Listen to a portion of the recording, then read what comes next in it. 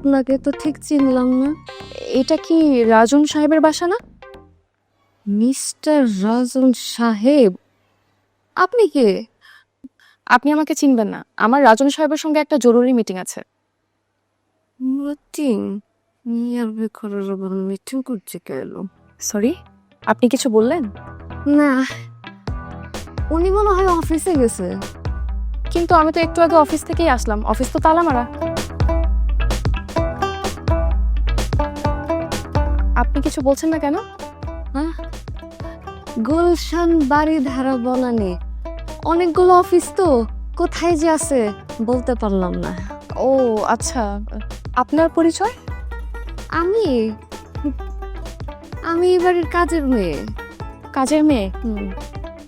রাজন সাহেব আপনাকে কাজের মেয়ে রেখে একদমই ঠিক করেনি। সুন্দরী কাজের মেয়ে মানে বিপজ্জনক। ঠিক বলছেন, রাজদরবারের অনেক দাসী বান্দিরাই পরবর্তীতে রানী হয়ে গেছে। তা আপনি এই বাসার ঠিকানা কই পাইছেন? আমার আসলে অফিসে দেখা করার কথা ছিল, কিন্তু অফিসে গিয়ে দেখছি অফিস বন্ধ আর ফোনেও পাচ্ছি না। তখন আশেপাশে লোকজনের কাছ থেকে আপনাদের ঠিকানাটা নিয়ে এসেছি। যাই হোক, কাজের মেয়ের সঙ্গে এত কথা বলা ঠিক না। সুমি, কে আসছে রে?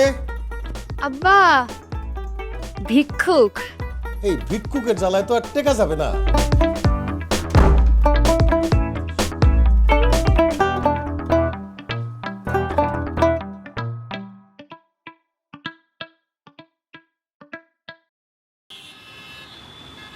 আপনি কিন্তু অনেক মজার মানুষ, কিন্তু আপনার স্ত্রী না।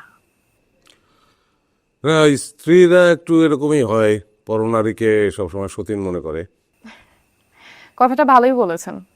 আমার স্বামীটা এদিক থেকে আবার একটু উল্টো, দেশ বিদেশ মেয়ে মানুষ নিয়ে ঘোরাফেরা করে, আমাকেও কখনো কোনো কিছুতে বাধা দেয় না।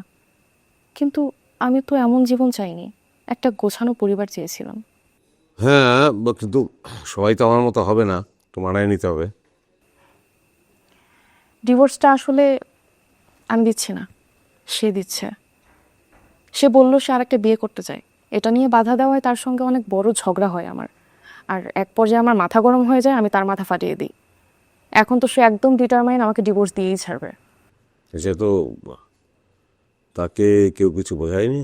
হ্যাঁ, অনেকেই বুঝিয়েছে, কিন্তু কোনো লাভ নেই। সে বলেছে হাসপাতাল থেকে ফিরে আগে আমাকে ডিভোর্স দিবে। এই জন্য শেষ চেষ্টা হিসেবে আমি আপনার কাছে এসেছি।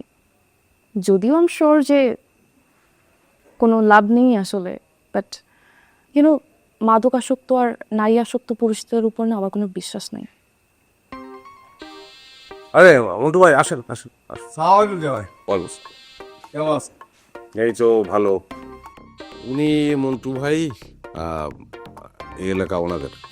মানে সে পুরো এলাকার মালিক? না, এলাকাটা তো কন্ট্রোলে, যদিও এলাকায় তাদের কোনো সম্পত্তি নাই। এনিওয়ে, মন্টু ভাই উনি আমার ফ্রেন্ড। হ্যালো।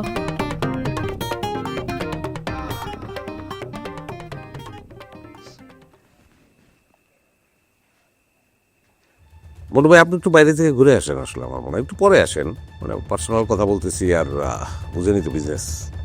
যান যান বাইরে।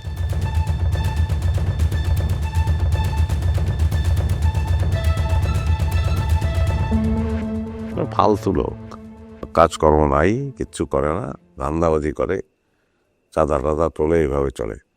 থাক না, বাদ দেন। আচ্ছা, তো আপনি ডিভোর্সটা চাচ্ছেন?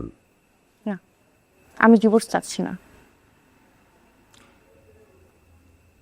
না, মানে যেই সম্পর্কটা অস্বস্তিকর, মানে একসঙ্গে থাকার ক্ষেত্রে যে সম্পর্কটা অস্বস্তিকর, তার চেয়ে একা থাকাটা কিছুও না।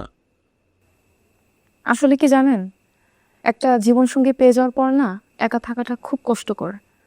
অন্তত এই কদিনে আমি বুঝতে পেরেছি যে ঝগড়া করার জন্য হলেও কাউকে লাগে। তো সংখ্যা করার জন্য তো আমরাই আছি। এই নক করলি না কেন? তুই নক না করে এই জায়গায় ঢুকে গেছিস কেন?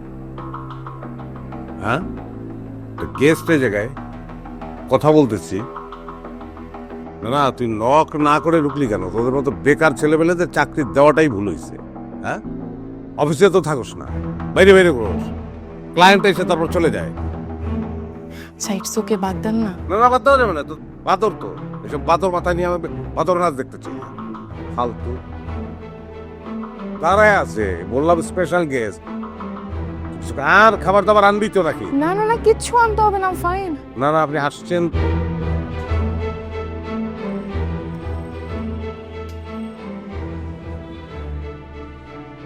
ভাই সালাম আলাইকুম ভাই, এই যে কেমন এই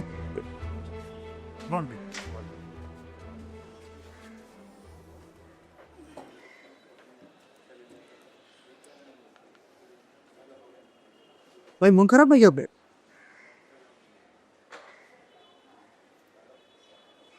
চা খান। একটা চা।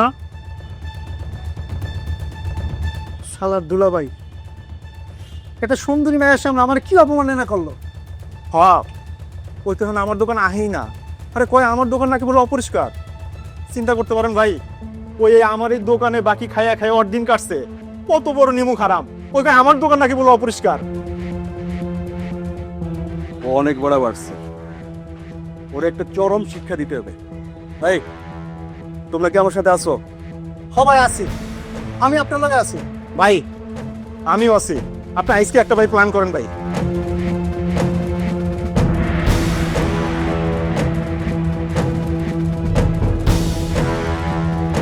শোনো, তোমার কিন্তু এলাকার ছোট বোন হিসেবে অনেক পছন্দ করি, এটা তুমি জানো। আর তোমার যে আমার যা করে জানো কি করে? একটা অফিস দিচ্ছে, অফিসের নাম কি? দুলাভাই হটলাইন। এখানে যা হয় এগুলো তো সহ্য করা যায় না। তুমি এখনই চলো আমার সাথে, দেখবো ওই যে হটলাইনের পাশে রেস্টুরেন্টে বসে অনেক মেয়েদের নিয়ে ফস্ট্রি করতেছে। চলো এখনই দেখা দিই। আর এলাকার মুরব্বীরা তার উপরে ব্যাপক খেপা, বিভিন্ন মেয়েকে নাকি ব্ল্যাকমেইল করে, খারাপ খারাপ ভিডিও ধারণ করে, এগুলো অনেক টাকার বিনিময়ে বিদেশে সেল দেয়। সব তোমার বোঝাই কইলাম, তোমার সিদ্ধান্ত, তুমি কি করবা। তুমি ইচ্ছা করলে আমার সাথে যাইতে পারো, তোমার যদি বিশ্বাস নাই। আর ওই যে চাচার দোকানটা আছে না, ওইখানে একদিন খাড়াই করে দেখো, এই যে খালি মায়োকে নিয়ে যায় আর বাইরে এগুলাই করে। একটু খবর নাও, যা করলাম ঠান্ডা হয়ে মাথা একটু ঢোকাও, ঠিক আছে? আমি গেলাম, তোমার ভালো চাই আমি, চিন্তা করো। শুনো, আমি কিন্তু উল্টা পাল্টা কিছু কইনি। তুমি প্রমাণ চাইলে আমার নাম্বার ফোন দিও, আমি তোমার নিয়ে যাবো। ওই হোটেলে গেলেই পাবা। ভালো করে চিন্তা করো, তোমার জামা কিন্তু ফেরস্তা না, খালি এটুকু বললাম।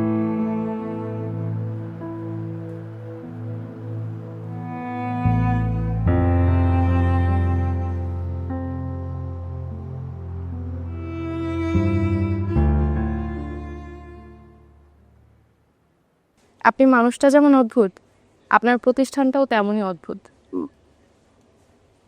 প্রথমে আমিও হেসেছিলাম, কিন্তু এখন আমি মুগ্ধ। আমার যদি ডিভোর্স হয়েও যায়, আমার আর কোনো আফসোস থাকবে না। বিশ্বাস